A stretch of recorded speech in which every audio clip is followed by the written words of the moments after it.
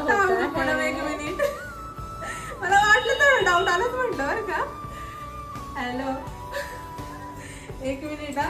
अगं या प्रतीक्षाने मला एवढं घाबरवलं, मला कॉल केला, मला बोलली अगं मी आजारी आहे, मला हेल्प आहे तुझी ना, लवकर पळत आली आणि मॅडम इथे नाही. आणि आता बघ काय केलं, पोरीने सरप्राईज दिले मला. Thank you so much. आपण एवढं 2-3 वेळा फोनवर बोललो, पण मी अजून तुला विषय नव्हता केला. आणि हिला काय आयडियाच नव्हती, कारण मी स्टेटस